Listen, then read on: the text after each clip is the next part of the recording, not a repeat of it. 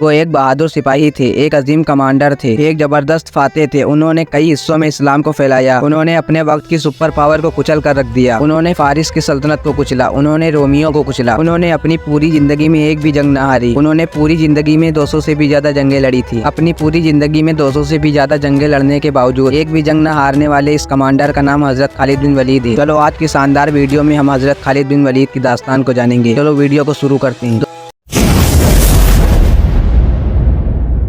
दोस्तों, हजरत खालिद बिन वलीद की पैदाइश सन 592 हिजरी को हुई थी। आप हमेशा से ही एक बहादुर सिपाही थे। आपने पूरी जिंदगी में 200 से भी ज्यादा जंगें लड़ी, लेकिन आपको एक भी जंग में शिकस्त का सामना नहीं करना पड़ा। आपने उस वक्त की सुपर पावर को कुचल कर रख दी थी। लेकिन हजरत खालिद बिन वलीद ने इस्लाम कबूल करने से पहले उन्होंने मुसलमानों के खिलाफ कई जंगें लड़ी। जंगे और जिसमें प्यारे नबी के 4 सहाबा शहीद हो गए थे। उस जंग की कमान हजरत खालिद बिन वलीद संभाले हुए थे। दोस्तों, जैसा की मैंने बताया, हजरत खालिद बिन वलीद इस्लाम कबूल करने से पहले काफिर थे। उन्होंने कई सारे जंगे मुसलमानों के खिलाफ भी लड़ी थी। हजरत खालिद बिन वलीद बड़ी परेशानी में रहते थे। इनकी परेशानी की वजह यह थी कि बढ़ती हुई मुसलमानों की तादाद। वो सोचते हैं जब भी काफिरों ने मुसलमानों को ललकारा है, हर बार अपने बेहतरीन जंगी हथियारों के साथ काफिरों को मुंह की खानी पड़ी है। आप सोचते रहते थे कि मुसलमानों के साथ में सच में कोई ताकत मौजूद है, और क्या सच में हजरत मोहम्मद मुस्तफा सल्लल्लाहु अलैहि वसल्लम अल्लाह के रसूल हैं। और आप इन्हीं सोच में डूबे रहते थे तो तभी आपके भाई का खत मिला। उसमें लिखा था कि ए खालिद, हजरत मोहम्मद मुस्तफा सल्लल्लाहु अलैहि वसल्लम ने मुझसे आपके बारे में पूछा है कि खालिद कहाँ है, आप अंधेरी दुनिया से निकलकर इस्लाम की रोशनी में आ जाएं। दोस्तों, इस खत का हजरत खालिद बिन वलीद पर ऐसा असर पड़ा कि वो तुरंत मक्का आ गए और आप सल्लल्लाहु अलैहि वसल्लम के पास आकर तुरंत इस्लाम कबूल कर लिया। दोस्तों, जंगे मोहता में ईसाई फौज की तादाद 1 लाख थी, जबकि मुसलमानों की तादाद 3000 थी। दोस्तों, मुसलमानों ने ये जंग रोमन एम्पायर के खिलाफ लड़ी थी। इस जंग में हजरत जैद, हजरत जाफर, हजरत अब्दुल्ला, तीनों साहबा एक के बाद एक शहीद हो गए। इसके बारे में आप सल्लल्लाहु अलैहि वसल्लम ने पहले ही बता दिया था। फिर इस फौज की कमान आगे चलकर हजरत खालिद बिन वलीद ने संभाली थी। इस जंग में हजरत खालिद बिन वलीद ने दुश्मनों के पसीने छुड़ा दिए। जंग के बाद रसूलुल्लाह सल्लल्लाहु अलैहि वसल्लम ने आपको सैफुल्लाह की किताब से नवाजा, यानी कि अल्लाह की तलवार का किताब दिया था। इसके बाद हजरत खालिद बिन वलीद ने मुसलमानों के साथ कई जंगें लड़ी और मैदान जंग में ऐसे ऐसे कारनामे कर दिखाए जो आज तारीख बन गए। आज तक कोई ऐसा कमांडर नहीं गुजरा है कि अपनी जिंदगी में एक भी जंग न हारी हो, लेकिन हजरत खालिद बिन वलीद इकलौते एक इंसान थे जो कि अपनी जिंदगी में एक भी जंग न हारी। उन्होंने ईरान को जीता, उन्होंने इराक को जीता, उन्होंने सीरिया को जीता, उन्होंने जॉर्डन को जीता, उन्होंने आर्मेनिया को जीता और कई सारी जीत हासिल की। दोस्तों, छोटी फौज होने के बाद भी हजरत खालिद बिन वलीद ने बड़े बड़े जंगों में फतह हासिल की। दोस्तों, जंगे फराज, जंगे मोहता, जंगे यरमौक, जंगे भोसरा, जंगे उलैस, जंगे फहाल, जंगे अकबरा, जंगे याहून और कई ऐसी जंगे हैं जिसको हजरत खालिद बिन वलीद ने अपनी बहादुरी और तालिसमंदी की वजह से फतह किया। दोस्तों, हजरत उमर रजी अल्लाह ताला अन्हु हजरत खालिद बिन वलीद को आर्मी चीफ के ओहदे से हटा दिया, क्योंकि हजरत खालिद बिन वलीद मुसलमानों को हर जंग में फतह हासिल दिलाते आ रहे थे। हर मुसलमानों को लगने लगा था कि वो हजरत खालिद बिन वलीद के बिना कोई भी जंग नहीं जीत सकते। हजरत उमर रजी अल्लाह ताला अन्हु ने हजरत खालिद बिन वलीद की जगह अबू उबैदा इब्न जरा को आर्मी चीफ बना दिया। मुसलमानों में बातें शुरू हो गईं कि हजरत उमर ने ये क्या किया। अब इतनी बड़ी फौज के साथ मुसलमान बिना खालिद बिन वलीद के जंग कैसे जीते, लेकिन अल्लाह के करम से मुसलमानों ने जंगे यरमा को फतह कर लिया। फिर हजरत उमर मस्जिद नबवी में खुतबा देने आए और बोले कि खुदा के लिए मैं तुम में से यही चीज खत्म करना चाहता था, बल्कि मुसलमानों की फतह खालिद की वजह से नहीं बल्कि रब्बे खालिद की वजह से हुई है। कल खालिद नहीं रहेगा तो क्या तुम लोग सोचते हो कि कल इस्लाम खत्म हो जाएगा? नहीं, इस्लाम को हमेशा रहना है। दोस्तों, हजरत खालिद बिन वलीद बीमारी की वजह से बिस्तर पर आ गए थे। हजरत खालिद बिन वलीद की ख्वाहिश थी कि उन्हें शहादत नसीब हो। हजरत खालिद बिन वलीद के जिस्म पर कोई ऐसी जगह नहीं थी कि जहां तलवारों और तीरों का निशान ना हो। उन्हें शहादत नसीब नहीं हुई क्योंकि रसूल अल्लाह सल्लल्लाहु अलैहि वसल्लम ने उन्हें सैफुल्लाह का किताब दिया था। अल्लाह की तलवार को क्या कोई तोड़ सकता है? नहीं। हजरत खालिद बिन वलीद ने फरमाया, अगर मौत लिखी ना हो तो मौत खुद जिंदगी की हिफाजत करती है, और अगर मौत मुकद्दस में हो तो जिंदगी खुद मौत से लिपट जाती है। दुनिया के बुज़दिलों को मेरा एक पैगाम सुना दो, अगर मौत मैदान जंग में होती तो खालिद कभी बिस्तर पर ना मरता।